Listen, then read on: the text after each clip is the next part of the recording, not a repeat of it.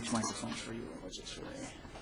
She'd like to talk to the mic as much as she can. Welcome to this forum for State Representative District 27 election. Today is June 18th, 2014. This forum will be featuring the candidates who have filed for State Representative 27th District. There are 2 Republicans and 5 Democrats on the August 5th primary ballot. This district includes Berkeley, Huntington Woods, Oak Park, Pleasant Ridge, Hazel Park, and Ferndale. The sponsor of this forum is the League of Women Voters, Oakland area. I am Tara Moon, a member of the League of Women Voters. I am not a resident of this district. The League of Women Voters is a trusted, national, nonpartisan political organization whose members do the hands-on work to safeguard democracy. While we never endorse a candidate, we are directly involved in shaping the important issues that keep our community strong. As a League of Women Voters member, I have the opportunity to contribute in a leadership role such as this one that has great impact on local, state, and even national issues. If you are interested in learning how you can make a similar impact, please, I would encourage you to visit our website to look for our membership information. You can also visit our website to find out more about the issues we talk about tonight and more information about our candidates. Our website is at lwvoa.org. The League of Women Voters does not endorse any candidate or political party. The views expressed in this forum are those of the candidates, and the sponsors take no responsibility. The format for this forum has been established by the League of Women Voters. We ask that the audience remain silent during the forum. Please take this time to turn off and silence all cell phones. We ask that the candidates answer the question with their views only and not interrupt another candidate. The candidates will be answering questions submitted by the audience and screened for duplication and appropriateness by Jerry Burden and John McGarry, both League members. Paige Judy Bateman will be circulating throughout the audience. She'll have paper and pencils for you to write down your questions. At any time, if you think of a question, raise your hand and Judy will come to you with a piece of paper. When you're done with writing down your question, just raise it in the air and Judy will come and get it to John. All candidates will be given 1 minute for opening statements in alphabetical order, and closing statements will be 1 minute in reverse alphabetical order. Candidates will have 1 minute to answer each question in rotation unless I decide to extend it. All candidates will be allowed equal time to answer questions. The Democratic candidates are, let me do that again. The Republican candidates are Michael Ryan and Mark Manier. Mr. Manier is not here tonight. The Democratic candidates are Andrew Sissel, Joe McHugh, Rudy Serra, Kelly Williams, and Robert Wittenberg. Again, Mark Manier is a Republican candidate on the ballot, but he is not here tonight. We will begin the 1 minute opening statements with Michael Ryan. Mr. Ryan? My name is Michael Ryan. I'm a 54-year-old dentist who's married to Eileen Zaboria Ryan with 4 kids. I'm running for state representative because Michigan needs a better version of the Affordable Care Act. The uninsured need to be covered automatically for essential care, for essential medical care. How would that, what constitutes essential medical care, be decided so that the program remains affordable? I propose that jury-like one-day panels of a dozen covered people should decide specific questions that the insurance company would administrators would take over. How would this plan be funded? I think a payroll tax on employers and employees of those needing this coverage, along with an increased sales tax, could keep the plan solvent. Why not stick with the current federal plan? We need to solve the outside costs and uneven results of our health coverage, and the Washington plan is too complicated to get good results. If we don't fix our health care, we'll never have the money to improve education, reduce poverty, or fix our roads. If you have the will to do this, there definitely is a way to move our state forward. Thank you, Mr. Ryan. Andrew Sissel. Hello, everybody. How's everybody doing today? Pretty good. All right. Well, I just want to introduce myself. My name is Andrew Robert Sissel. I'm 26 years old. I got a bachelor's degree in business administration with a concentration in finance from the University of Michigan Dearborn. I was born and raised here in Ferndale. Fun fact, I'm 26. I'm by far the youngest person in this race. However, I've lived in the district longer than all of them. Besides that, I've been working really hard lately. I've actually been changing laws, and I'm not elected yet. Or not changing laws, but giving you all the option to change the laws. We've been working really hard on ballot initiatives. We successfully got one done in Ferndale to decriminalize marijuana for adults, of course. Keywords for adults. And now we've been working really hard in Berkeley. We also got Hazel Park and Oak Parks on the ballot as well. If there's anything I can really say, it's that I am young. I'm very energetic. I don't have the experience as some people that I'm running against do, but the funny thing about experience is you don't have it unless you have a job, but you can't get a job unless you have experience. Give me a chance, and I promise I'll do more than you could even imagine. So thank you. Appreciate it. Thank you, Mr. Sissel. Joe McHugh. Good evening, and thank you to the League of Women's Voters for hosting this night and to all of you for attending. Just a quick show of hands. Who watches the evening news? We have a few people. And we see it every night. Our roads are crumbling. Our schools are closing. Blight and crime is increasing. And we have BP to thank for $1 billion oil spill in Lake Michigan. Our pensions are insolvent, and yet we still lack social equity, marriage equality, and women's health.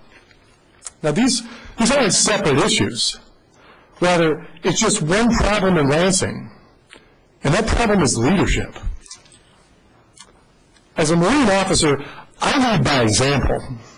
I let my deeds do the talking. And tonight, I look forward to sharing with you key points of my Renew Michigan blueprint, which will create thousands of clean, green jobs for Michigan. I look forward to taking your questions. Thank you. Thank you, Mr. McHugh. Rudy Serra. My name is Rudy Serra. I have a proven record of hard work and effective leadership to bring good jobs to the community, to protect the environment, to promote the interests of women, children, and working people.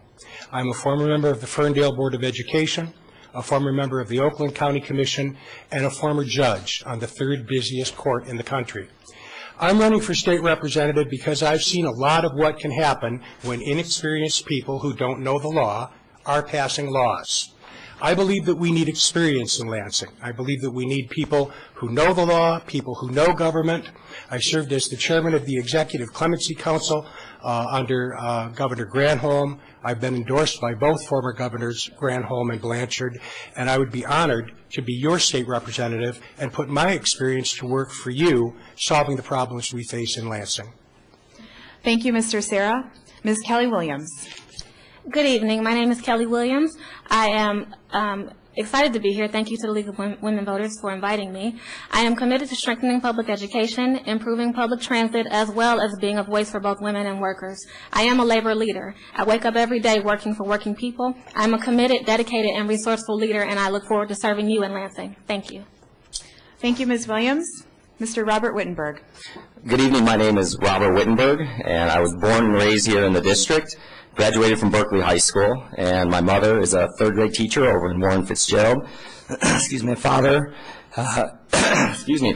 was on the school board, obviously graduating from Berkeley High School. I know the value of public education. Public education is my #1 priority.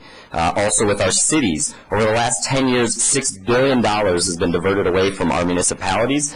That's money for our crumbling roads. I'm assuming you've all seen how bad the local roads are. It's money for our roads, for our police and fire, public safety, essential services, things like that. Last issue is our seniors. I want to protect our seniors. I am strongly against the pension tax on our seniors. I want our seniors to be able to retire with dignity and security, financial security. And I look forward to answering your questions this evening. Thank you, Mr. Wittenberg. Candidates, I want to point out our timer in the front row here, Jerry Burden. He's holding up signs at 30 and 15 seconds, and a stop sign when you're done. Please adhere to that.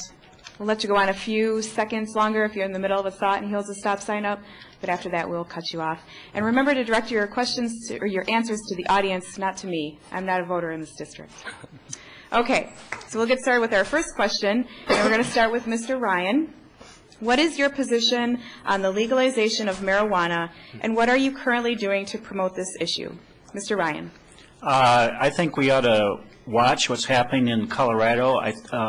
They've legalized pretty much any use of marijuana. Now, it may be that legalizing it may reduce some of the problems of enforcement, but I still want to see if the social problems of possibly intoxicated operation of motor vehicles, and we don't have a good test for that. So I'd be very cautious with any change in the law with that. I don't mind reducing the penalties, but I think some of our other ones are other candidates here are talking about because it is not as serious of drug use as say cocaine or methamphetamine. Thank you, Mr. Ryan. Mr. Sissel. Yeah, well, marijuana is absolutely a medicine for one. So to legalize it medically, I think most people for sure agree with that. I vouch to legalize it altogether. The thing is, if you think about it, as taxpayers, we're spending money right now on the problem. We're spending money on the jails, the police, the magistrates, the judges, the administration. There's a lot of cost, the judges. The thing is, though, if we legalized it, we could tax it. So we're saving money, and then we're making money as well. So it's actually a +2. The other thing is you got to think about social repercussions. Obviously, the decriminalization things I'm doing are for adults. Marijuana, just like alcohol and tobacco, should be for adults only. I think everybody agrees on that. And the other issue is, as a social repercussion, jailing people, we got to think, is it really that bad that people should go to jail? And we're talking about small amounts. At least for my petitions, we're talking about small amounts. Large amounts is another conversation. But do we really want to put people in jail, usually minorities and usually young people, for marijuana? Thank you, Mr. Sissel. Mr. McHugh. First, I want to be clear. I am for outright legalization of cannabis, not just marijuana, but also hemp. And as a Marine officer, I don't use marijuana, but I'm not going to tell you whether or not you can or cannot do it. I believe that each individual has that opportunity to make that choice on their own. We already have the rules on the books for alcohol and tobacco, and we should use those rules for marijuana as well. Now, this is a huge opportunity that we have here. We spend $150 million a year on incarceration-related expenses to marijuana. And Colorado has already shown us that they have yielded between $150 and $250 million in tax revenue. That's a $400 million swing, a.k.a. 30% of the road deficit. Significant opportunity. So, I'm not a user, but I do support it based on choice and based on the economic opportunity. And I do thank Andrew for his work with the Safer Mission Coalition as well. Thank you, Mr. McHugh. Mr. Serra? As a judge and as chairman of the Executive Clemency Council for the state of Michigan, I really learned that the war on drugs, as we call it, is really a failure. If we take seriously the model of substance abuse, addiction, and alcoholism as diseases, then our focus in the government would be to provide treatment to those who feel that they need treatment. As far as legalization goes, I'm in favor of legalization of marijuana, not by eliminating city ordinances, because I think that creates a great deal of confusion, but on a statewide basis so that it's uniform. It troubles me that it's 9 times more likely for an African American to be busted for marijuana possession than a white person, even in Wayne County with an African American majority. I think the war on drugs needs to be rethought, and I think that we need someone with background in social work and background in government to reformulate that war. I'd like to be one of those people. Thank you, Mr. Serra. Ms. Williams? Well, I am for the decriminalization of marijuana. What have I done? I signed the petition, and I will vote for it. Of all of the issues, all of the things that I spend time on the front lines picketing and protesting for, marijuana has not been one of them. But like I said, the will of the people will prevail. I think it should be the will of the people. If the people want marijuana to be legalized, it should be. Thank you, Ms. Williams. Mr. Wittenberg. Yeah, for that one, same kind of idea. I truly believe in decriminalization of marijuana. I think far too much money and far too many resources are spent on policing, especially for minor infractions, and same kind of thing. It's inversely proportional. I mean, it really targets low income and minorities, and I think that money could be spent on treatment and making sure those that have issues can get them addressed. And I'm on the board for the Tri-Community Coalition, which is for Berkeley, Huntington Woods, and Oak Park, and it's for substance abuse and prevention in our schools. And for me, I would never, ever, ever want it to get to our youth. So that's one of the issues with me. So making sure that I'm okay with decriminalization. I'm not there yet for legalization. Thank you, Mr. Wittenberg. The next question will start with Mr. Sissel. The candidate that works the hardest and raises the most money generally wins local elections. In this vein, how many doors have you knocked on and how much money have you raised? Mr. Sissel. Well, the candidate that works the hardest will win, or should win. I've been working my tail off. You know, how many doors have I knocked? I don't know. I can tell you how many signatures we've gathered, which means we've probably knocked at least twice to 3 times as many doors, if not 4. We got 1,700 signatures in Oak Park and Hazel Park combined, 600 in Ferndale. Now we're in Berkeley. We already have 500. So amount of doors have I knocked? I don't know. It's definitely going to be in the hundreds, if not more, maybe in the thousands. And that's all seriousness. And when it comes to hard work, the thing is I'm young, and that's the one thing that kind of separates me, but that just means I have that much more energy. And if I'm here, if I'm willing to do what I've already done, obviously I'm not going back. I'm only going to continue to go forward. I think my energy could get used, you know, for the well-being of society. So that's my goal. That's why I'm here. So thank you. Thank you, Mr. Sissel. Mr. McHugh? Thanks, Tara. One of the things I learned in the Marine Corps is that it's not always the same rules every single time. What matters is how you use the resources that you have. So what that means is at the local level, it is about knocking on doors. Whoever has the greatest ground game is going to win this game. From Thursday to Sunday, my team knocked on 2,400 doors. 4 days, 2,400 doors. We're just getting started. So, we have raised a team of, starting with volunteers, around 30 volunteers right now, and we're still going. People love to get involved because we present opportunity at the ground level to participate in a game-changing campaign. Individual, liberty, equality, opportunity. Thank you, Mr. McHugh. Mr. Sarah? Well, I certainly hope it's true that hard work wins, because I have 30 years of hard work behind me on behalf of the people of this district, including the school district and Southeast Oakland County. I didn't kick off my campaign until December of last year, so I'm somewhat newer to the race. I didn't move back to Ferndale to run for state representative. Nonetheless, I've been endorsed by the 14th Congressional District Democrats. I'm a former officer in the Democratic Party. I'm the only one up here who has ever been elected to any public office. And I think that I can point to those experiences as proof of the hard work that I will do. One can talk about the hard work that they've done, but I think that actions speak louder than words. We're knocking on doors. We're raising money. I'm pleased with the progress we're making. Delighted to have so many of you on board, and I'm committed to continue until victory on the 5th of August. Thank you, Mr. Sarah. Ms. Williams? Well, if my middle name wasn't Nicole, it would be hard work. I've been working since I was 12 years old, and I know the meaning of hard work. I've been knocking doors. I can't give you a number how many doors I've knocked or how much money I've raised. I've raised some money, maybe not as much as some people think I should raise, but the name of the game is reaching voters. I'm a former track and field athlete. I ran the 400-meter dash. I remember running the dash and getting to the middle of the second curve. At that moment, that's when you decide whether or not you're going to quit or you're going to make it through the finish line. I will make it through the finish line, and I plan on getting there first. Thank you, Ms. Williams. Mr. Wittenberg? As far as the dollars raised, we have raised quite a bit of money, but more importantly, it's the amount of donors that have invested in my campaign. We have over 300 separate individuals that have all donated to the campaign, which I think speaks volumes about the work that we're out there doing.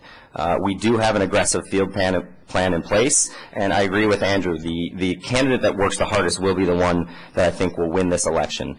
We do keep track of our numbers. We have an aggressive field plan, like I said. We knocked over 8,000 doors so far. We started in March when there was snow on the ground, and and I have a great team surrounding me. My father, who comes out with me. I have a great campaign manager, and then some friends that I see here in the audience, and they truly believe in what we're trying to do here, and we're working hard. And so if I haven't seen you on your doorstep yet, I look forward to speaking with you on your doorstep. Thank you, Mr. Wittenberg. Mr. Ryan. I'm in a little bit different position because this district is strongly Democratic. As you can see, the number of people contending for that primary position. I've mainly been self-funded, so I only have, $1,000 or $2. I mainly want to get my literature out there. So I haven't been knocking on every single door. If I see people outside, I don't mind. But none of them really, only one person that really wanted to talk much about any of the issues. But I think one of the things, in addition to work and fundraising, is do we have a new idea that really needs to be brought to the forefront? And sometimes even if you don't win the election itself, bringing a new idea can help change things for the better. And that's my position. Thank you, Mr. Ryan. The next question will start with Mr. McHugh. How would you have voted on the law requiring the buying of additional health insurance, sometimes called rape insurance, to cover abortions? I'm glad you asked that question. This is an easy one. Obviously, I would have voted against this rape tax. This needs to be repealed. This is a liberty issue. This is an equality issue. And this is something that is extremely important to everybody, really, and to women across the board. So it plays right into the central part of the platform. Again, liberty, equality, and opportunity. I took an oath to support and defend the Constitution of the United States. And based on my oath of office, in separation of church and state, women should have comprehensive health insurance. They should not have to worry about whether or not something goes wrong and whether or not that's covered. Now, I want to take a second to talk about experience. It's been mentioned that experience is extremely important. I also want to mention that in 2002, I ran for state representative, and I too was endorsed by the MEA, the UAW, AFL-CIO, unions across the board. I've got what it takes. I've already been there as well, and by serving my country, I will be fighting every step of the way to support women across the board. Thank you, Mr. McHugh. Mr. Serra? I would have absolutely voted against that extra insurance. I have a 30-year record that proves that I'm a pro-choice Democrat. I've worked for the interests of working women, of women all over the state of Michigan. I believe that every individual, every competent adult has personal integrity, personal freedom, and the ability to make medical care decisions for themselves as long as they're competent. I don't want the government to be dictating what I do with my body. I would never support government dictating what anyone else does with theirs. In my view, the mentality that tells a person whose moral choice is that abortion is acceptable, that they can't have an abortion, is the same sort of mentality that we see in countries that compel people who don't want to have abortions to have them.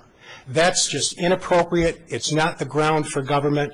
In a democracy like we live in, every one of us should always have the integrity to make the decisions about our personal lives and our physical well-being and our medical care that we choose.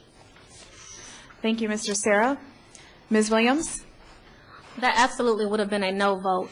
As a woman, I think that the attack on women has to stop. The attack on the choice of individuals for their own lives has to stop. And yes, that would have been a no vote. If there had have been more women at the table, I think that it would have been a different situation. Thank you, Ms. Williams. Mr. Wittenberg? Yes, a no vote as well. I am absolutely pro-choice, and I think that is something that should be between a woman and her doctor and her family. I volunteer, excuse me, I keep losing my voice. I volunteer with Planned Parenthood. I know the great work that they're doing, and I think everyone should have access to this. It was just so infuriating to hear about that, and even worse is that a lot of these insurance companies don't even offer the coverage. So even in the case of rape and incest and the health of the mother, they don't have coverage for this. It's just completely wrong, and I would absolutely work to repeal it on day one. Thank you, Mr. Wittenberg. Mr. Ryan?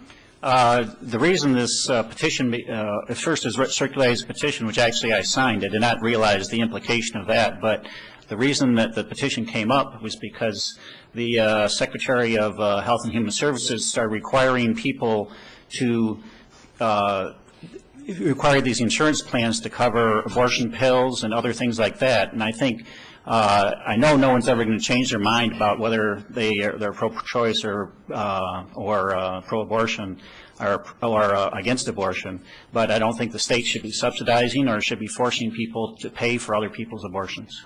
So that would say I would add probably a very, very hard yes vote for that one. Thank you, Mr. Ryan. Mr. Sissel? Just simply freedom, liberty, and equality. Whether that's any group versus any group. Women and men, we're 50 and 50% of us. So men need to look out for women just as well as women need to look out for men. If there's health costs that need to be paid, it shouldn't be paid solely by women for it because it's men that are doing the actions. So we need to step up and be responsible for it as well. You know, basically the thing that I want to do when I get in there is I really want to bring people together, whether that be men, women, black people, white people, Jewish, Christian, Muslim. It doesn't matter. The thing is we're people, and we need to look out for each other. We need to stop alienating each other. And as a man, I'm sitting here saying that over history we have alienated women, and I think that's absolutely wrong. This is 2014. I've grown up, you know, in a society that's basically we're on the verge of a good change, and it's happening. So being that young person coming with that change, I hope I can lead. Thank you. Thank you, Mr. Sissel. The next question will start with Mr. Sarah. Would you be in favor of a universal per-pupil foundation allowance for all K through 12 public schools in Michigan? Let me repeat that one more time for you. Would you be in favor of a universal per-pupil foundation allowance for all K through 12 public schools in Michigan? Mr. Sarah. Well, I'm afraid the answer would have to depend on what that foundation allowance is. I'm a strong supporter of quality public education, and I'm very unhappy that this governor came in and reduced the foundation grant by some $470 and then added a little money in here and there and claims to have given money to education. We're still in a deficit situation. We have 1.6 million kids in our public schools. The population is dropping.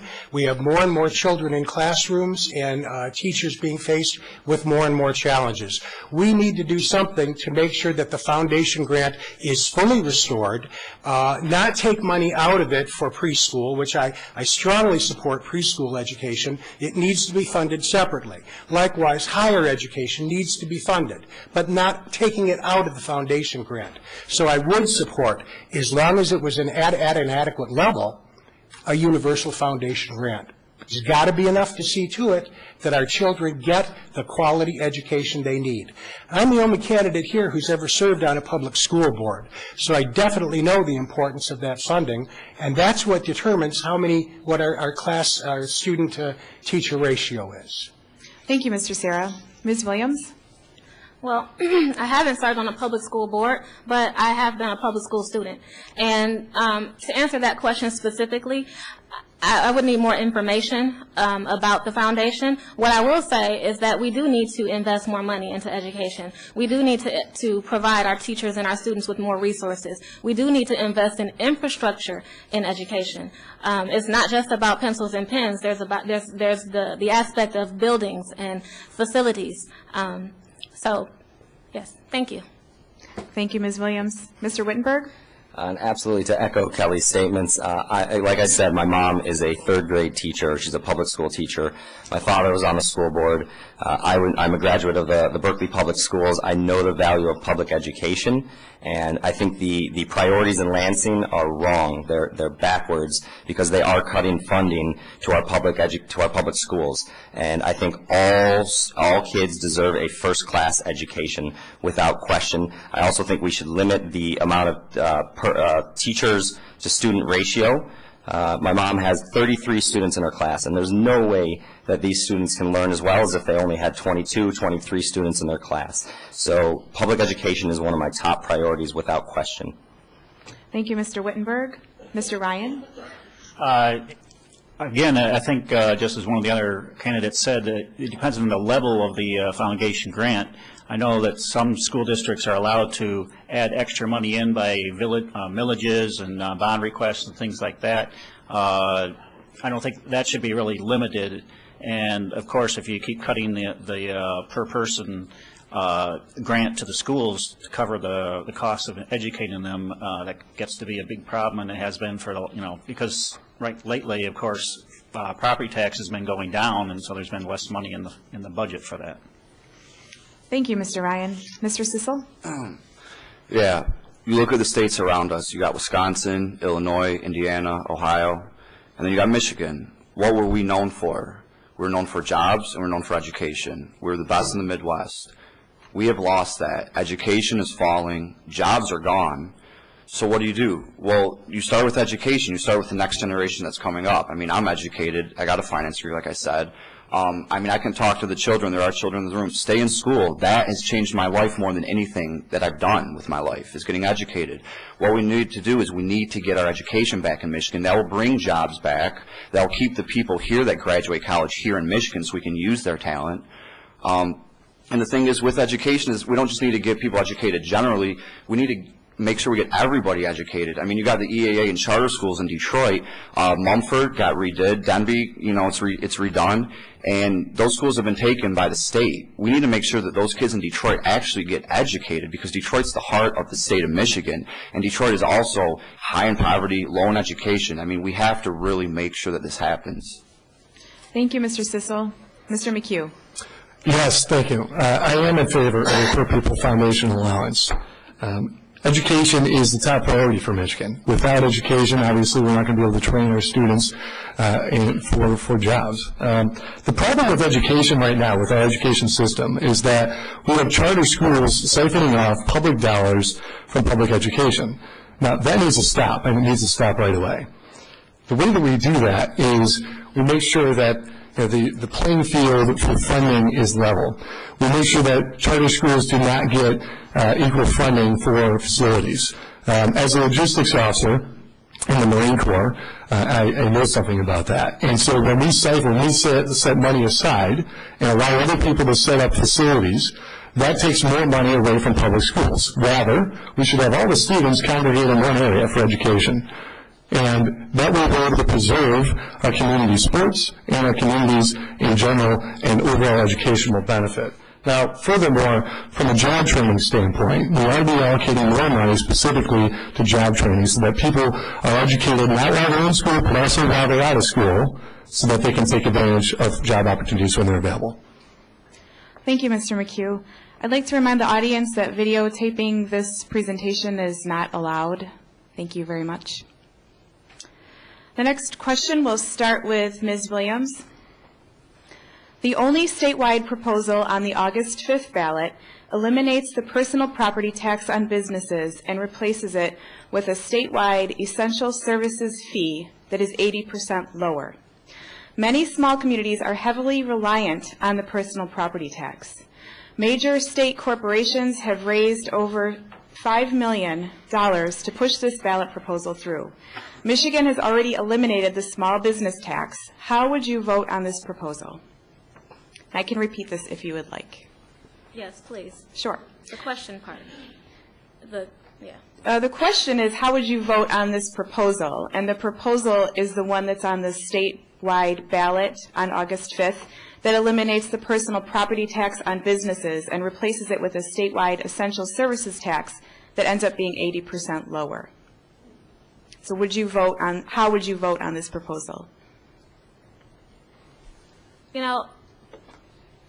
That is not an issue that I'm familiar with, and I would probably need to do more research before I open my mouth and say yay or nay.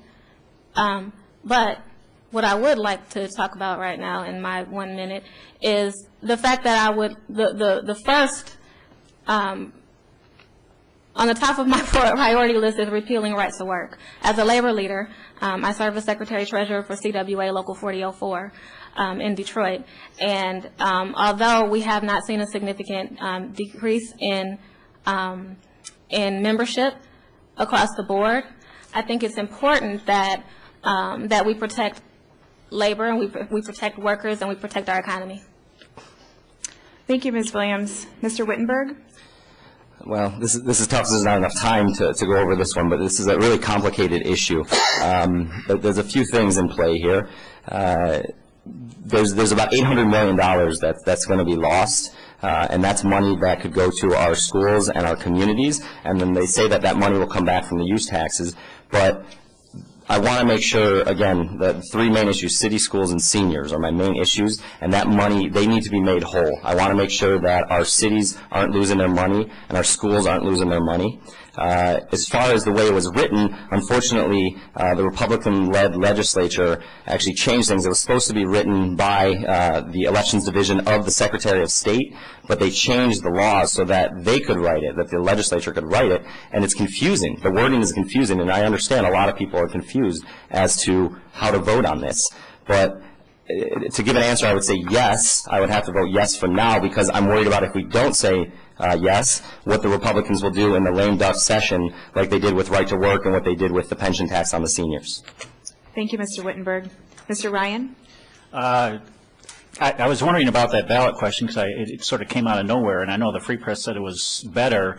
I know I pay personal property tax as a dentist, and then they eliminated the $80,000, which reduces paperwork, but if they're reducing the revenue from there, and it says it's supposed to come from the use tax, well, where's the use tax going now? Because I don't know if everyone's really paying the use tax it's supposed to be, including businesses and people. So I really think it's premature to say yes, I'd vote for it. I'd probably say no, just to decide what, so you have much more information. It really isn't even on, we haven't really been informed on that. Thank you, Mr. Ryan. Mr. Sissel? I wouldn't vote on this issue as of now because I don't know the specifics of it. But honestly, a lot of these ballot initiatives, we don't always know the specifics, and that's one thing that I want to do when I get up there is I want to actually create transparency in government. A lot of us probably remember the 25 by 25, I think it was like Prop 3 about the green energy. Well, that got voted down. That was another big miseducation piece where one side of the fence put millions of dollars into the campaign. The other side was going on the Goodwill, and Goodwill unfortunately didn't win that year for that ballot initiative. I do need to research this issue more, but one thing I do want to say, and I don't mean to get into party politics because I am running as a Democrat, however, I really don't necessarily agree with the two-party system completely, but I'm going to say it. It's the Republicans in Lansing are very sneaky. I am running as a Democrat, and I do hold like 95% of the Democratic values. The thing is, when I get up there, I don't want to necessarily fight with the Republicans. I actually want to make friends. Both of my parents are Republicans, and I was talking to Mr. Ryan here. He's a great guy. But the thing is they're sneaky, and they really push their agenda through in a way that I don't think is right. Right to work was pushed through, and also the minimum wage. Recently what's happened was pushed through, and it's so wrong. I mean, we need to wake up. So thank you. Thank you. Mr. McHugh? Sure. First off, I'd like to start by saying that this is not a complicated issue. This is actually a very simple issue. This is the reason why this is on the ballot is because there are certain oil and gas interests and coal interests that are interested in lowering their taxes. All you have to do to figure that out is to go to River Rouge, which is dependent upon 51% of their local taxes, to find out exactly who's financing it. Now that that's said, is it a good idea to repeal the personal property tax on business? Look, we need to be competitive with surrounding states. I think that we ought to have the right amount of taxes, not too high, not too low. And so it is a good idea to lower or to perhaps modify our tax system so that we don't have this. Now, that being said, you have to look at the net effect here. Local control, revenue sharing. You take away city finances, you take away a significant tax revenue source for cities, and then combined it with Prop A and the Headley Amendment, you don't allow cities to raise taxes to offset it. This is a local control issue, and I urge you to vote no on this issue until local control is restored for local municipalities. Thank you, Mr. McHugh. Mr. Serra? I hope that all the voters will vote against this proposal. It's really a form of corporate welfare, a big tax break to fat cats. Michigan is one of only 4 states in the country that gives corporate tax breaks that are not tied to producing jobs. We need to change that. We need to make the incentives so that the jobs come back. The League of Women Voters established long ago that a tax system needs to be 3 things: equitable, flexible, and relatively easy to understand and administer. The system we have now is none of those 3. To repeal the personal property tax and hope that that will somehow solve our problems is not an appropriate way to do it. What we need is we need experienced leadership in Lansing that can look at the real estate property tax, the personal property tax, the income tax, the use taxes, and the sales tax, and reform the tax system so that those who can afford to pay more do pay more, and those of us who are struggling are relieved of that burden. That's what I stand for. Thank you, Mr. Serra. The next question will start with Mr. Wittenberg. How will you help local businesses to thrive and create employment? One of the things that I really want to push for, there's what's called the brain drain, and you hear about young people moving outside that go to school here in Michigan, go to schools and universities in Michigan, and they go elsewhere. So we really do need to keep our students here. One of the things I talked about is giving tax breaks or tax incentives for students coming out of Michigan universities to foster entrepreneurship, to encourage them to start their businesses here in Michigan. For those of you that are familiar, there's a site called Groupon, which is an online buying system. And the 2 people that started that, and it's over $1 billion company, the 2 people that started that are from Michigan, and they both moved to Chicago and started that business in Chicago. We really need to encourage our young generation to stay here and to work here, and I think that's a good way to create more jobs in our local economy. Thank you, Mr. Wittenberg. Mr. Ryan. One of the biggest costs of in businesses, especially anyone with employees, which is the important ones around here, is their health care costs. And with the complications of the Affordable Care Act, and even before that, costs were just going out of control. So I think that my proposal, which would even out the tax cost and make it very predictable and based on how many hours and how much salary you're paying an employee, that would be much more comfortable for business. And if they are already in the state, then they are more likely to grow at a steady rate rather than hitting the 50 employee maximum. And if they aren't, they'll start looking at Michigan as a place where we can control health care costs and be a leader for the country. Thank you, Mr. Ryan. Mr. Sissel? Well, seeing as that I have an education in business, I think the best thing to promote business is education. We get people educated. That's the only way. Now, I'm telling you this because I am a young person that has been educated, and my mind is just, it changes you. You start to think just different thoughts. Your creativity excels, your discipline, your organization. If we want people to excel in business, we have to get them educated. That's how you get people to be on time. That's called discipline. That's how you get people to figure out stuff on their own. That's, initiative. I mean, this is stuff that colleges teach. I mean, our high schools, we need to get better. They're not that great, but we really need to promote people to go to secondary education to get college degrees. If we get our children educated, if more people have college degrees, I guarantee business will excel in the state and we'll get back to where we were. As I've stated earlier, Michigan was really good. We had a lot of manufacturing jobs.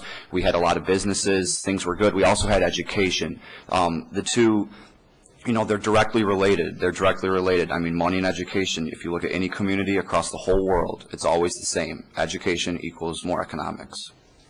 Thank you, Mr. Sissel. Mr. McHugh. Yes. As the only candidate with 14 years of finance and economics experience and military experience, I am the only candidate that's uniquely qualified to address this issue.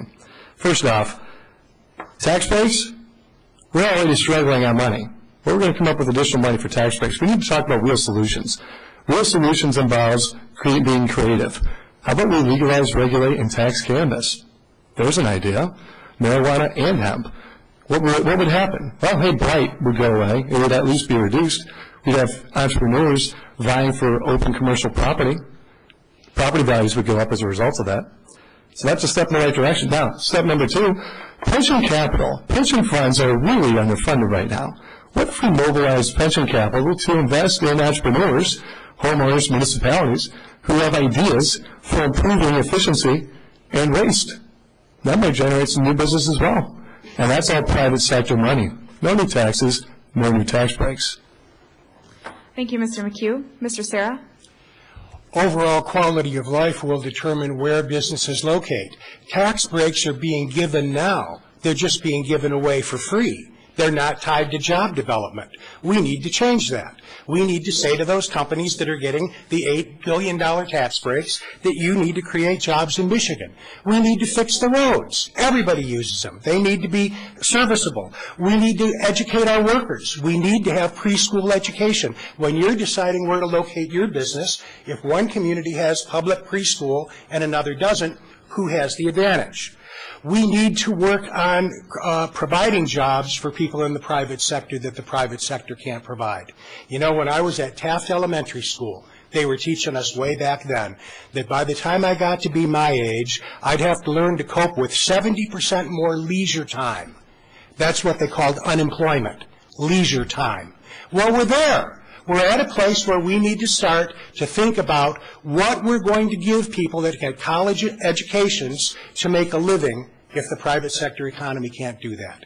And I believe that's where the state needs to invest in infrastructure, roads, high tech, and clean energy. Thank you, Mr. Sarah. Ms. Williams? I think one of the things we can do is invest in transportation and infrastructure, invest in our roads, invest in public transportation, invest in mass transit. One of the problems that we have is getting people to the jobs. If we can fix that, I think that will create some.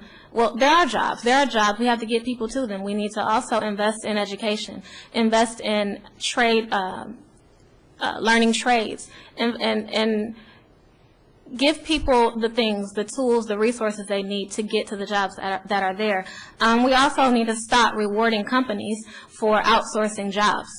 That is something else that is hindering us from having the jobs that we need for people that are unemployed.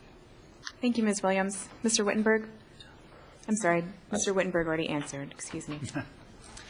Okay, the next question, we'll start with Mr. Ryan. Would you be in favor of raising the state sales tax in order to fund our roads? Would you be in favor of adding a sales tax to internet sales with the money delegated for roads?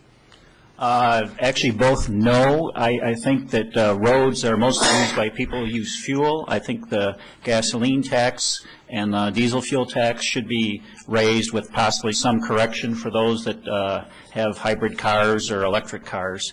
But I think the sales tax, if you start taking it away from using it for, if you raise the sales tax too high, purchases start to get directed to other places. I've seen some of the Republicans talk about that. Now, if you're talking about internet purchases, I think one way to get around that, because the Supreme Court limits what you can do, is to decide if we can have a tax on those that don't pay sales tax, with companies that use UPS and FedEx, make them pay a fairly high tax on the shipping charges, and then we might be able to get some money from that while we're staying within the Supreme Court rulings. Thank you, Mr. Ryan. Mr. Sissel? Yeah, I've been waiting for this question. The answer is no, I would not raise this sales tax. What I would do to fund the roads is, and this is really a bipartisan issue as we all use the roads, but I would agree with Mr. Ryan here is I would raise the gas tax. The gas tax, if you look at it, actually hasn't been raised since the 90s. And also I would raise the diesel tax, which is lower than smaller vehicles. I would raise it to be the same level because if you think about it, those are the vehicles that are making money transporting stuff around. But for two, they are also destroying the roads more. So I think having them on an even par basis is the minimum of what we should do. But I would raise that. I would also raise the registration fees a little bit. If you look at the transportation budget, 45% is from registration fees, 45% is from the gas tax. It's $4.6 billion for transportation. We need another 1.2. So the way I would look at it, I don't want to get things complicated, get into Lansing and say I'm going to change all this stuff. That doesn't happen. We have policy in place, what I would do is just raise the levels. Just like minimum wage is supposed to be raised up to inflationary standards over the last 15, 20 years, I would do the same thing with the gas tax. I would just raise it up to the inflationary standards so that we are taxed at the adequate levels that we were back in the 90s. Thank you, Mr. Sissel. Mr. McHugh? I would be absolutely opposed to raising either tax, especially taxes on the Internet. I'm in favor of a free and open Internet, and it needs to remain free of regulation. Now, that being said, let's talk about roads. We have a $1.2 billion annual deficit in terms of road funding. We also spend $1 billion of gas tax money on something other than roads. So perhaps we should take that $1 billion that's going somewhere else and allocate it directly to roads. And then, we can address the other issues later. But at least we know that road money is going towards roads. That's the first thing. Second thing is, again, it goes back to finding new opportunities for revenue without taxing anybody. Let's legalize, regulate, and tax cannabis. Let's do that. It's an economic opportunity here. Not only for just roads, but also for education. We can spend that money, and we can put it towards education. And finally, why don't we warranty roads? Let's require the people that produce the roads to warranty their service.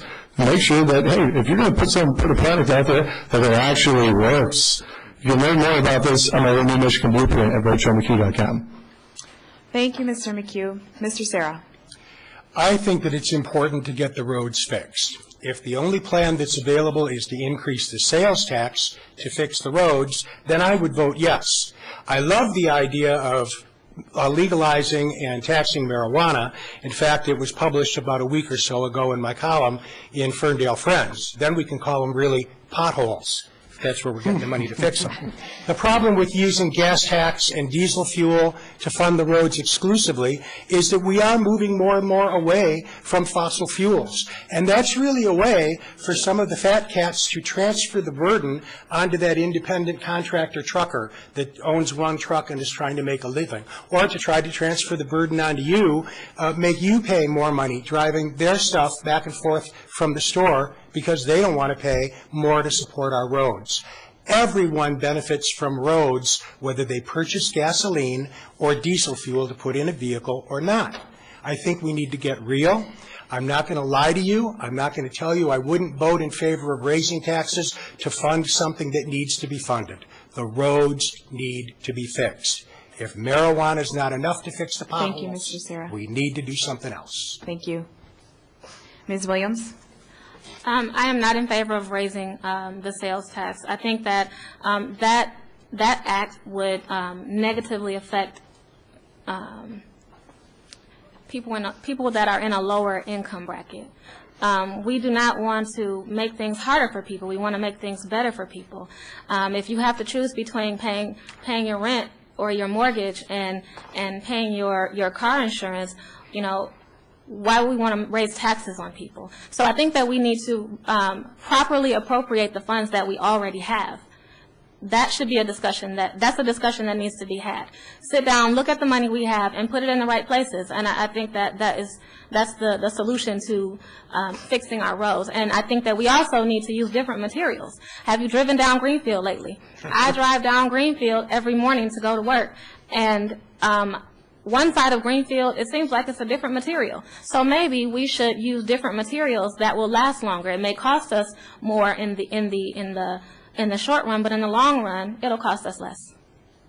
Thank you, Ms. Williams. Mr. Wittenberg?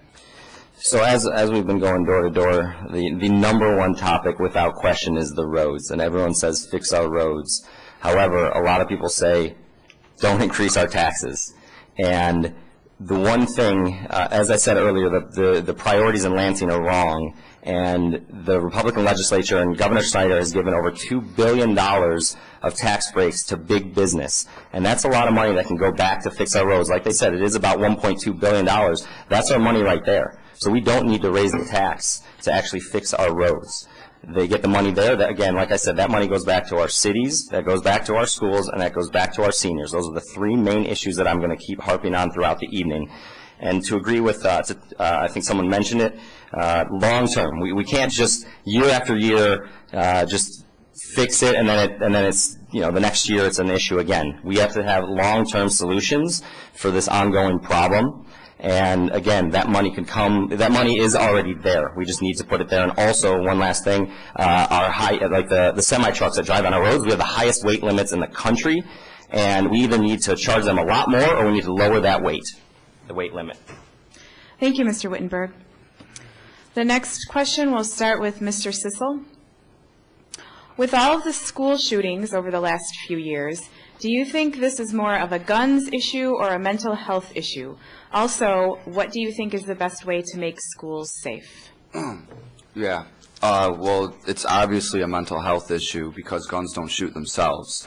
Do I believe in gun regulation? Absolutely. I don't want to see people that have mental illnesses get guns. I don't know who would want that.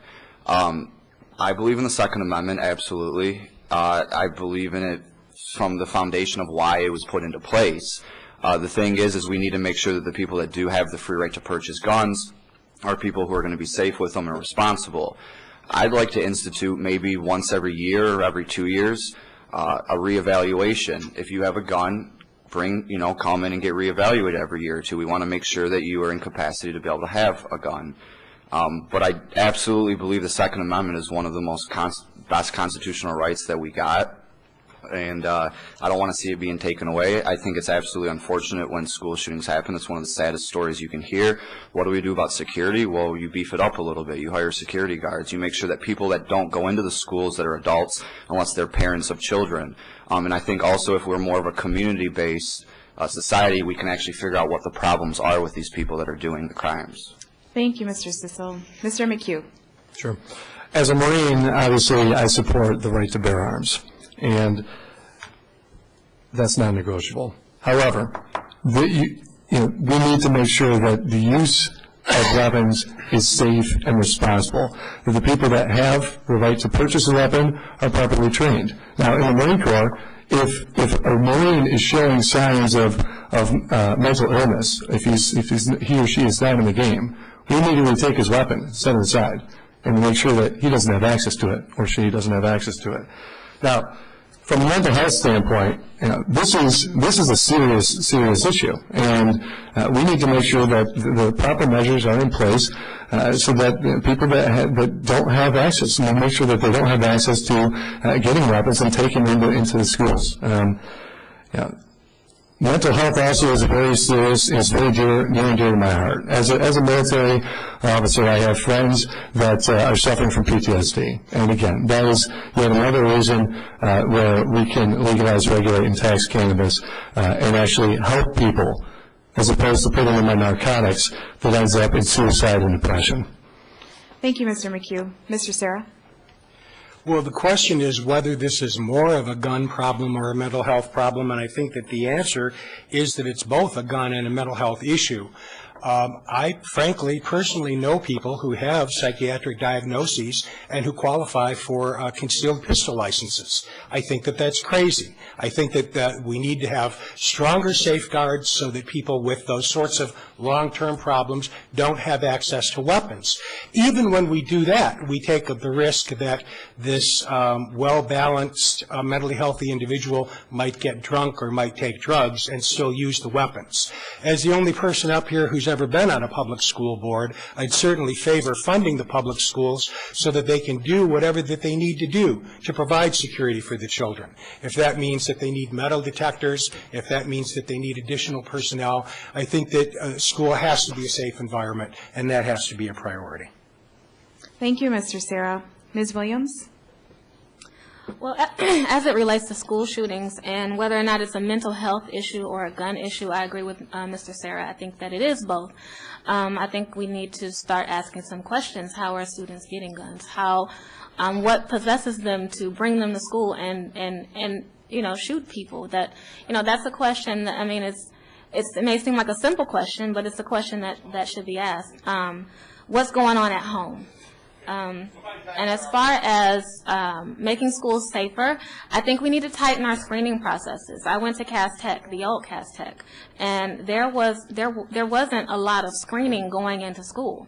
I think we had metal detectors, but that was about it, you know, and it was a very large building and a lot of space, a lot of places to hide things, and it was not, that was an opportunity to tighten screening processes, and I think that is something that we should look at when we want to make our schools safer. Thank you, Ms. Williams. Mr. Wittenberg? It's both. I agree. Over 90% of the country thinks that we need to have stricter background checks for people to purchase weapons, and yet nothing went through in Washington, D.C., unfortunately, because of the lobbyists and the deep pockets of the NRA. I think we need stricter background checks. We need more safeguards in place. We also need to ban assault weapons.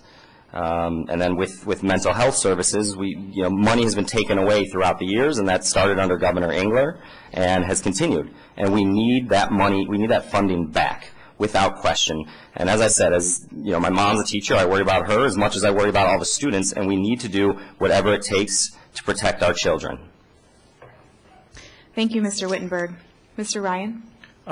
Yes, I think several of the people have said, I think it's mainly a mental health issue, and we do need to monitor that more. I even got an email from somebody in my neighborhood that said that I think it's their great nephew that their wife is a guardian for has had problems with the mental health system and non-responsiveness, and the person that's the patient of the mental health system has been threatening to kill himself or kill other people, and it has had some physical violence. So it's mostly a mental health issue, and we really have to invest in that first.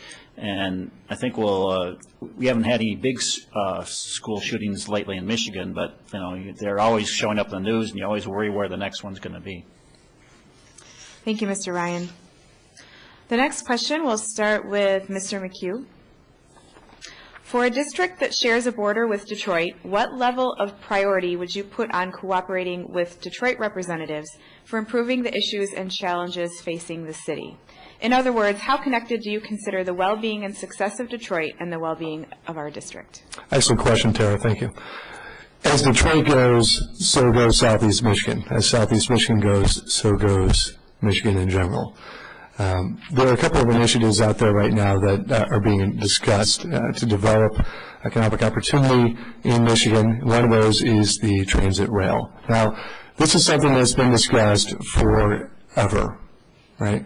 Now, when I ran for state representative in 2002 in Sterling Heights, I had to answer a question from the Detroit News about whether or not I supported light rail. And absolutely, I supported light rail, because it improves the mobility of labor, and it's good for business, it's good for workers, it's good for everybody. It's good for economic development. So, after August 5th, once we win this election, what's going to happen is that we're going to go shopping for other partners. We're going to work with the elected officials in Detroit. We're going to work with the elected officials or the candidates in the surrounding areas. We're going to get people to sign on to this Renew Michigan Blueprint. We're going to build a coalition, and we're going to solve these problems with common sense approach. So absolutely, as Detroit goes, so goes Michigan.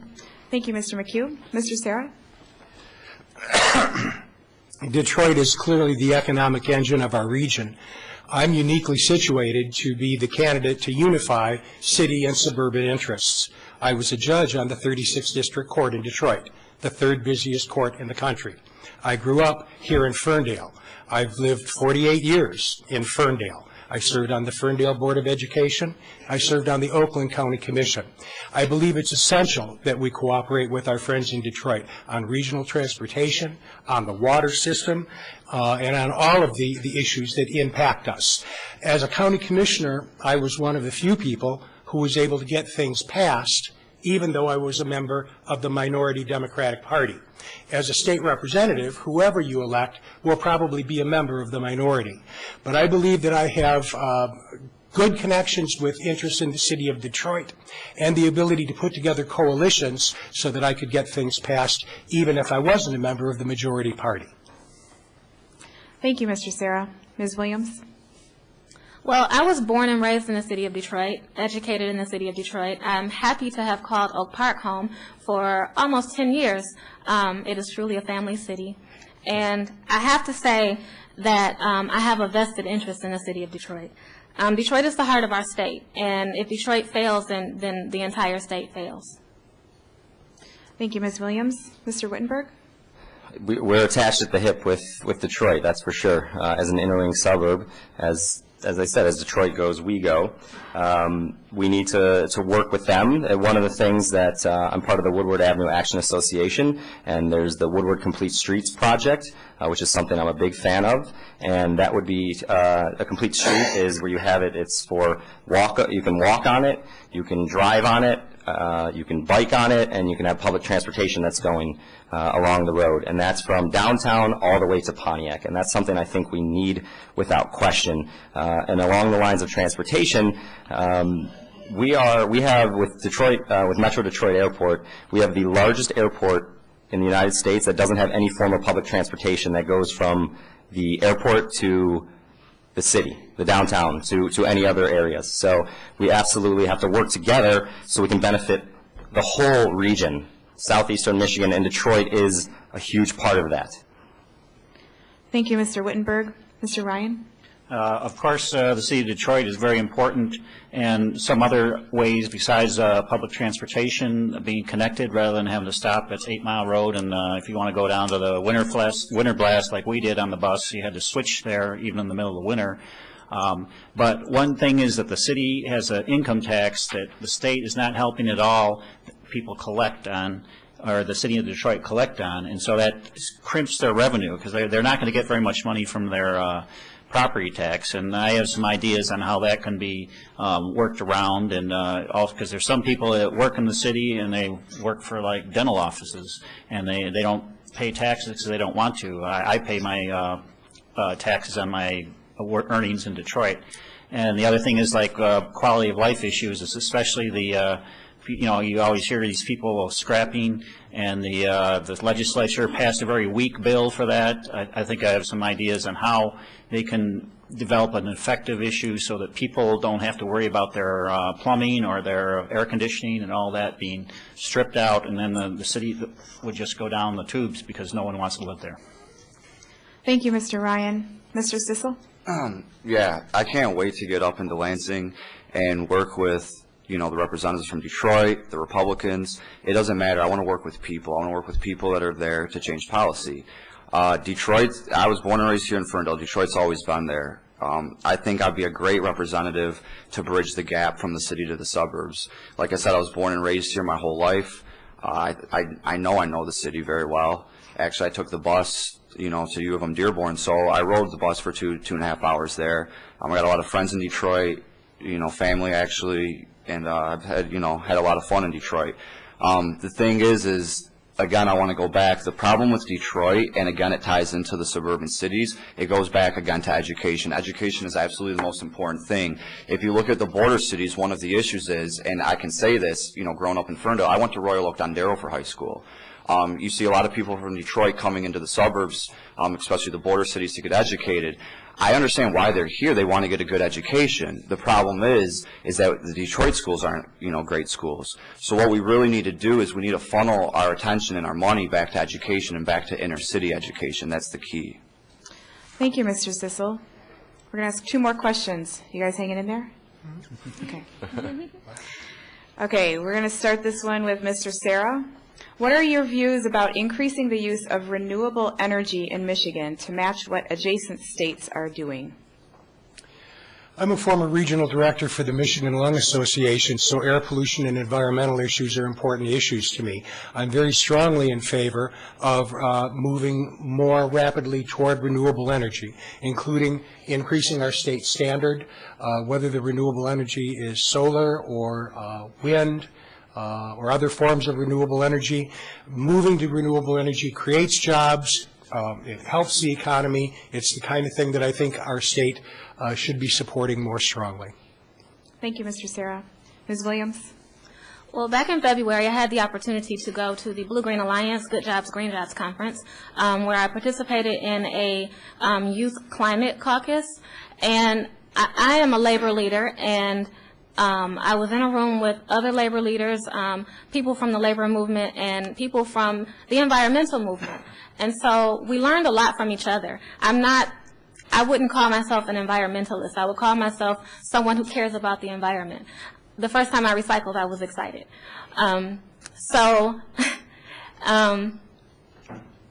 it is important that we create jobs, and renewable energy creates jobs. I am fascinated with wind power. Riding the Pennsylvania Turnpike, there is a wind farm that I always try to stop on the side of the road just so I can take a picture of it. I think we need something like that here. We need to create more of that here, onshore and offshore. Thank you, Ms. Williams. Mr. Wittenberg? Tara, can you please just repeat the question for me? Yeah, sure. Thank you. What are your views about increasing the use of renewable energy in Michigan to match what adjacent states are doing? I'm strongly in favor of that, and I think with renewable energy, solar and wind, as they talked about, and pretty simple with that, and then I'm also strongly against fracking. I don't think fracking is something we should do when there's the option of solar and wind energy. So, kind of simple answer for me. Thank you, Mr. Wittenberg. Mr. Ryan?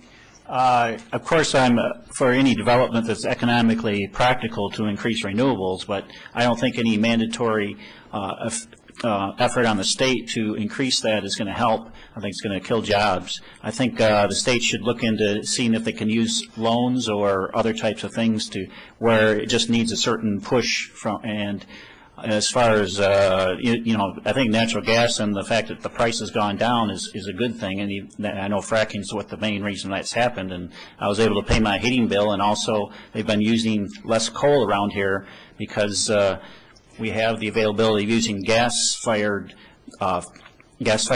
electric generators, and those also can be used day, night, whether it's cold or hot or whatever. Thank you. Thank you, Mr. Ryan. Mr. Sissel? Well, I absolutely am the environmentalist here. I mean, after all, I'm a pot-smoking hippie, so what do you expect, right? The thing is I've worked on the Sierra Club. Hi, Nancy. I've worked on the Sierra Club Beyond Coal campaign, and my brother-in-law actually sells solar panels in California. With my business degree, I figured out how the industry is ran from the vertical integration. I want to get in there. I want to promote solar. I want to promote wind, geothermal. Actually, the Detroit River, the velocity of water that's getting pushed through that river, it's the Great Lakes draining through it. We could actually put river turbines in there and possibly power the whole city of Detroit. The thing is, you don't want someone to just talk about it. You want someone to get in there and actually do it. Like I said, I've worked on the Sierra Club Beyond Coal campaign. 25 by 25 wasn't passed, unfortunately, but when I get in there, I promise you this, I will submit 25 by 30. Unfortunately, we're going to have to wait 5 more years, but 25 by 30. Michigan actually has the capabilities to produce the whole state's power from solar panels. To get it to actually happen, it's not going to take it overnight. It's not going to be 10 years. It's going to be 20, 30 years. The thing is, we need to start now. Having Republicans in office, unfortunately, doesn't help with this issue. The thing is, like, I'm young, I'm 26. I mean, this is something, as you can tell, I'm very, very, very passionate about. Thank you, Mr. Sissel. Mr. McHugh? Sure. This is, if you go back to 2000, the internet bubble, more money flowed into green energy in 2000 than flowed into the internet bubble in the late 90s. And then George Bush got elected, and it all stopped. So, now one lesson that we can learn is from California. California has been extremely aggressive in their renewable energy, renewable portfolio standard. And as a result, they've generated all sorts of jobs and opportunity. So we need to do the same. This is not just a race to improve energy efficiency, but this is a race to a net zero waste economy. And whoever wins that race is going to create the most jobs and opportunity, and we'll have the cleanest, greenest environment and economy. So, this is a complicated issue in terms of handling it in 1 minute. You can read a lot more about this, again, in my Learning Michigan Blueprint. I cover this in detail. This is a very big part of it. Thank you, Mr. McHugh. Okay, the next question will be the final question before closing statements, and we'll start with Ms. Williams. Name the last book you've read, and what, if anything, did you learn from it? Ms. Williams. I've been campaigning so long, I don't remember. The last book I read? The whole book? If you just dipped in and dipped out, that's okay. If that's okay. Something you've learned from reading. Okay, well, caught me off guard. Okay. How am I doing on time? He doesn't start until you start talking. I don't remember, but I do frequent my Bible, and I know that Jesus loves me. Okay, thanks, Ms. Williams. Mr. Wittenberg? Same with Kelly. It's been a while since I've had time to actually sit down and read a book. But before we started going door to door in March, I read a book called Banker to the Poor, and it's a book about microcredit and microgrants that they did in third world countries. And it's a way that with our, with extreme poverty, that you give them, and it's actually, it works as, you don't just give to one person, there's accountability, there's 5 people, and you give microcredit to them so that they can invest in whatever business it might be. Like some of the examples was a family or a woman who made, I don't remember specifically what the food was, but she made something, and every day she was struggling to get by, and what she said is, if I had just enough money so that I can get ahead by a couple days, then I can actually start a business, and I can make money and survive, and then so there's no longer that poverty in perpetuity. It was a really interesting book. Again, Banker to the Poor, and I highly recommend you guys reading it. Thank you, Mr. Wittenberg. Mr. Ryan? This winter I did read The Brothers Karamazov. I don't know how you pronounce the name because I'm sometimes not good. And one of the things I learned there, it was talking about some people have very strong views, and it's just all intellectual, and some just run on their passions of the moment. And then they had the youngest brother, Alosha, I think was his nickname. I kind of saw myself in him maybe a little bit too much, but where you start to feel what the other person is feeling, and then you can actually accomplish something through that. Although, in this book, I don't think really anything much was accomplished as far as that. It was almost a series of short stories that kind of tied in together at the end, and it seemed like it wasn't finished by the time I saw it, or by the time I finished for the book. Thank you, Mr. Ryan. Mr. Cecil? Yeah, over this very cold and bitter winter, I had a lot of time in my home, and I actually did read a book. It was called The 48 Laws of Power. It's actually a New York bestseller. It's also by the author of The Art of Seduction, which is a little bit more popular. Seeing as I'm running for state representative, obviously what's going to come with this position is power. With great power comes great responsibility. That's the thing that I want to make sure that I always remember and always have. A lot of people say, well, when you get in there, Andrew, make sure you don't get corrupt. Make sure you don't start doing this or that. That's one thing that I want to make sure, I just want to stick to it. I want to have tons of power, but I want to use it to benefit the world, to benefit society. I mean, I'm a medical marijuana patient. There's a reason I'm running for state representative. It's because I want to actually give back. I was doing fine financially. I took a risk. It kind of bit me, but now I'm recovering, and it's because I want to give back. I want to make a mission. And the next book that I've actually begun to read is The Psychology of Women. And Deborah, my campaign manager, can contest to that. She started laughing, and she's like, what is this, Andrew? But, like I was saying with the women question, women are the other side of humanity besides myself, so I want to get to know women a little bit better. Thank you, Mr. Sissel. Mr. McHugh? Killing me. He wants to get to know women a little bit better.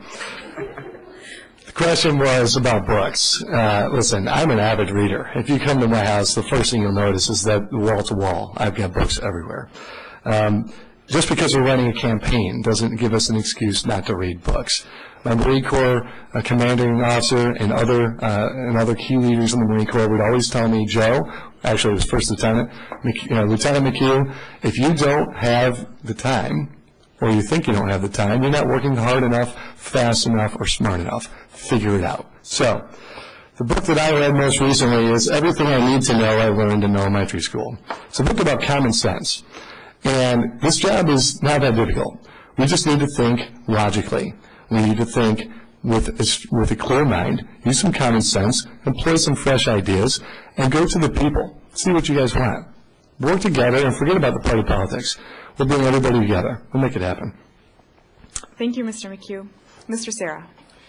Well, likewise, I tend to read a great deal, so it's difficult to think of just one to share with you, but I guess, although it may seem odd, probably the most recent that I read is a book by a philosopher by the name of Ken Wilber called Evolutionary Spirituality. It was actually given to me by an elderly nun that some of you may know, and part of the message of the book is that the environmental problem that we face today is partly because of a misperception about our relationship with the universe around us, viewing ourselves as somehow independent and somehow separate from the planet, the trees, the animal, and the plant life around us, and our responsibility to be stewards for that.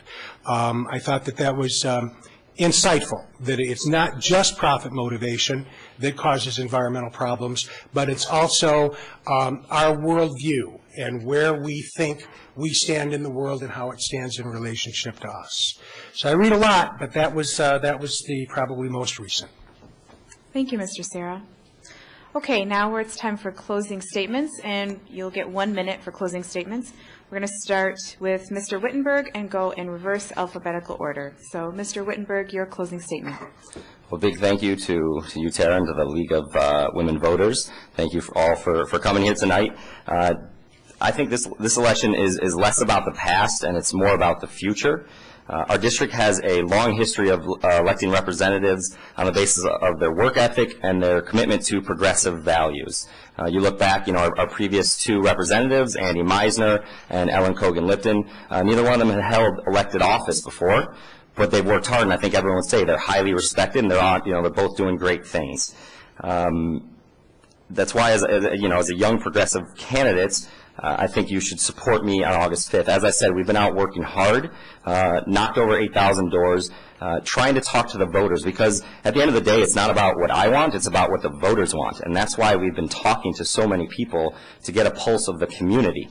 No offense to Mr. Ryan over there, but this is a safe Democratic seat. It's a strong Democratic seat. It's close to 78%. So whoever wins the primary is most likely going to go on to win. And I've spoken with the leadership of the Democratic Party, and I'm an absolute team player, and I want to turn the House blue and help all other Democrats get elected here in the state of Michigan. Thank you, Mr. Wittenberg. Thank you. Mr. Ryan. Oh. Oh, you go. Oh, I'm sorry.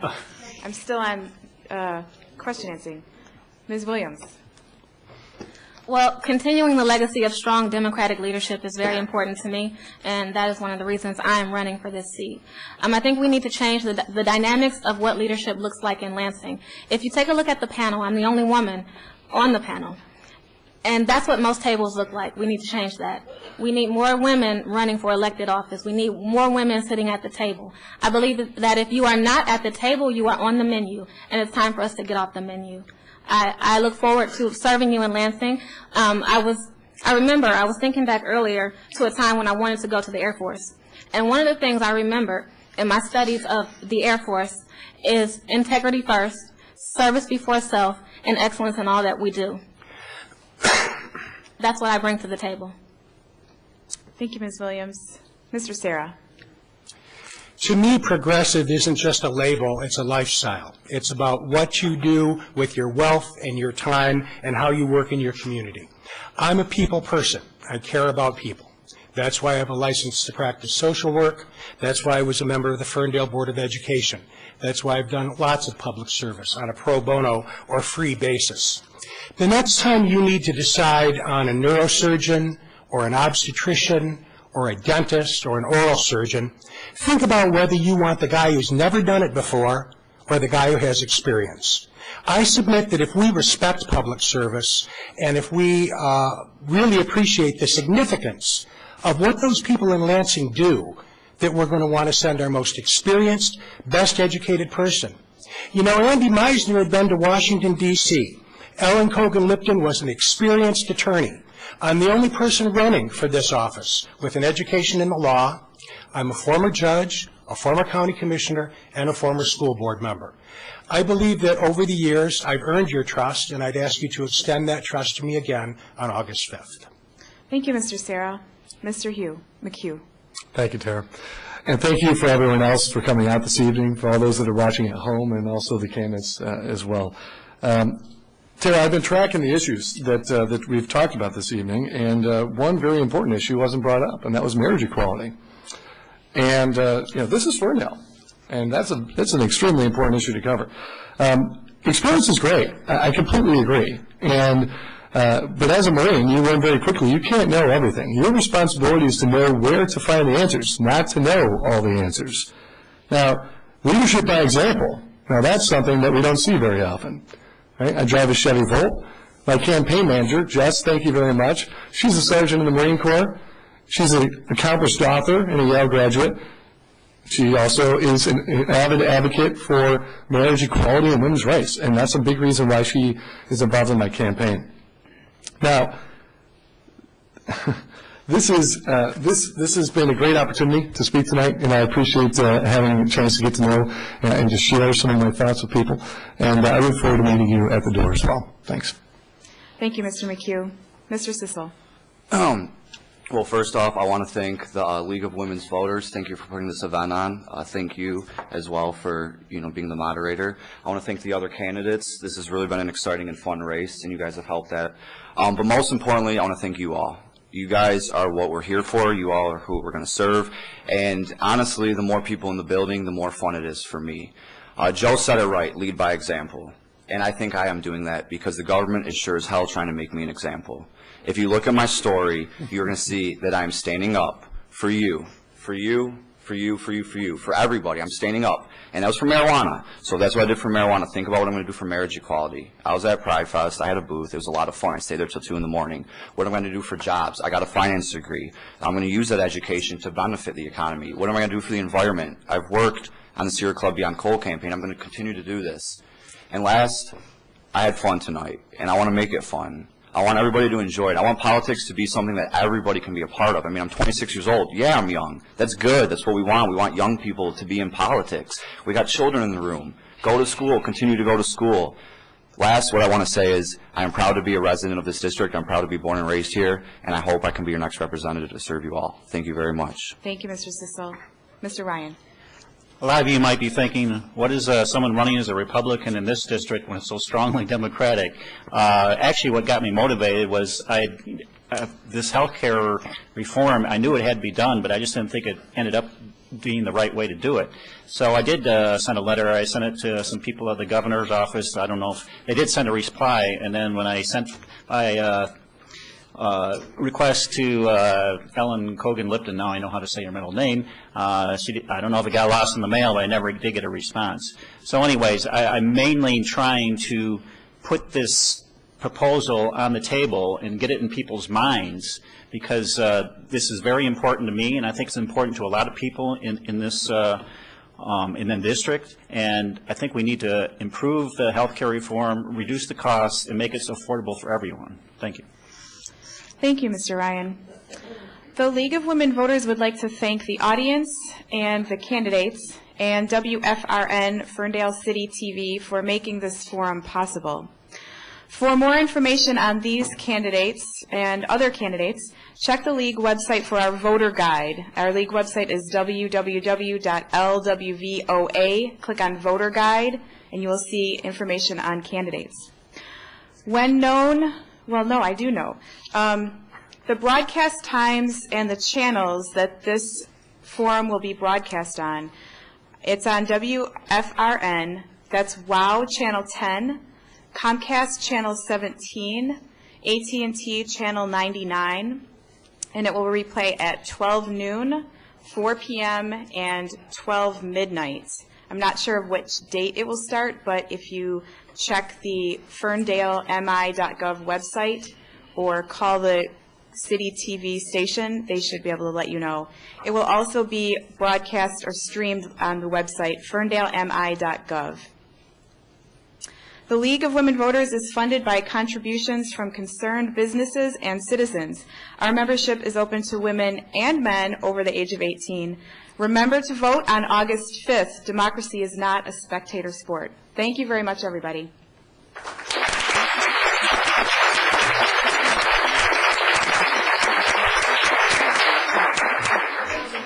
Thank you.